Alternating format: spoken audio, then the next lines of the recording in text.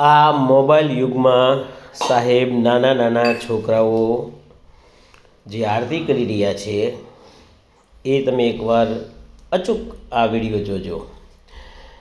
જામનગરમાં સુખનાથ મહાદેવ અને આ નાના નાના ભૂલકાઓ અત્યારે મોબાઈલ યુગમાં આપણે જોઈએ છીએ કે બધા જ છોકરા મોબાઈલમાં બેઠા હોય ત્યારે આ છોકરાએ એમના પૈસે આ બધા નગારાનો સેટ લાવ્યા, ડમરું લાવ્યા, બધી વસ્તુ લાવ્યા અને રોજ સાંજે પોણી કલાક સુધી આરતી કરે છે.